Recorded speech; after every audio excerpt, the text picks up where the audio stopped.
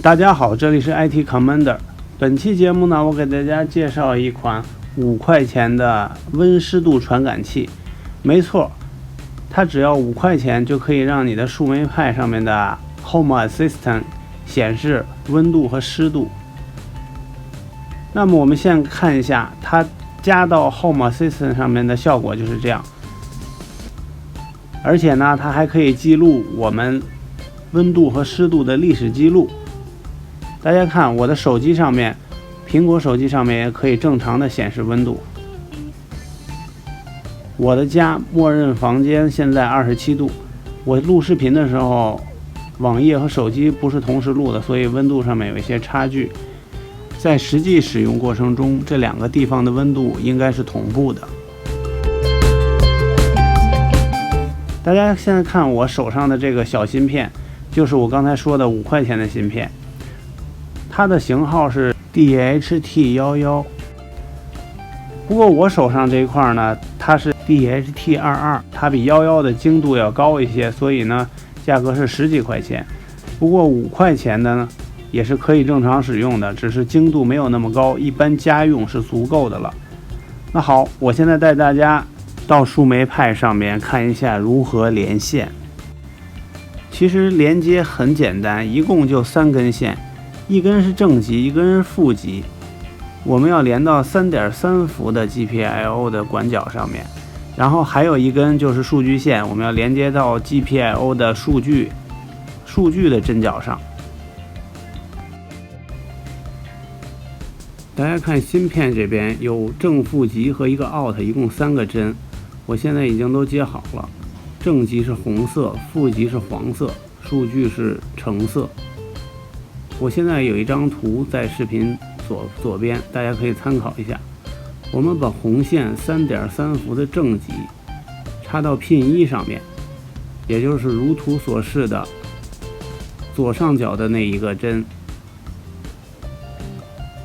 然后我们插第2条线，第2条线是我们的数据线，我们插在 pin 4上面，也就是图上面的 GPIO4 这个针脚上。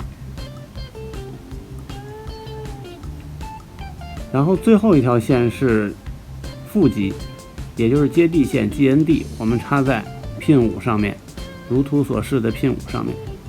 那么我们现在这个传感器就算物理连接部分已经连接完成了。我们现在可以回到电脑上面看一下如何在 Home Assistant 里面把它的值取回来，温度和湿度的值取回来。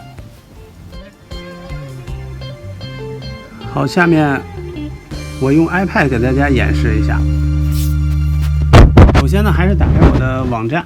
我的网站上面呢有一篇新文章，大家看左边这半幅的屏幕 ，Home Assistant 温湿度传感器廉价解决方案。我们看一下，我这里边附了一张图，跟我视频里的图是一样的。这个图是 GPIO 的图。然后呢，下面有一个特别注意，刚才没有提到，也就是说我们的温湿度传感器的 VCC 和 GND， 也就是它的正极和负极，千万不能接反。如果你的正负极接反了，这个芯片是必烧。我是说温湿度传感器的这个模块必烧，也就是说烧了以后呢，你就需要买新的了。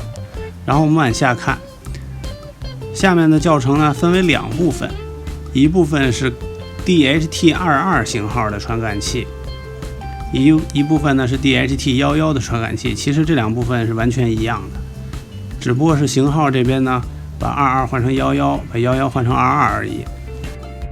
然后大家看这个部分有2个 temperature offset 和一个 humidity offset， 这2个是调整我们的温度的误差和湿度的误差。因为呢你这个传感器有可能比如说放的离一些发热比较严重的设备比较近，然后呢这个设备跟其他区域呢有那么1-2度的误差，1-2度温度的误差，你可以从这里面调整之后呢，它就可以测量出你想要的一个值。包括湿度也是一样的，你也可以正负的调整它的误差。我们用 Nano 命令打开我们 Home Assistant 的配置文件。打开之后呢，我们把光标摁下，移到最下方。上一期节目呢，我给大家演示了如何把小米插座加入到 Home Assistant。然后呢，我们在下面小米插座的下面空白的地方，我们只需要把这个 sensor 这部分补齐就可以了。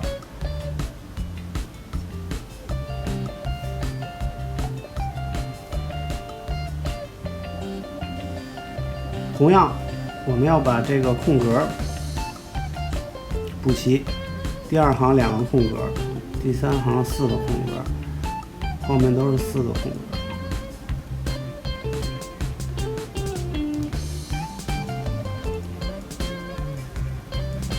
然后最后倒数第2行和第1行，我们要6个空格。然后我们把光标移到最上面，我们把这个 sensor 的位置用井号注释掉，还有这一行注释掉 sensor 和 sensor 下面这一行。好，我们现在呢，这个传感器就已经添加完毕了。如果你是 DHT11的话呢，要复制下面这一段，命令，然后粘贴过来。其实呢，也就是这个位置要改成 DHT11就可以了。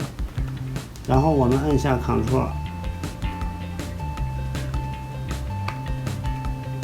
我们按一下 Ctrl X，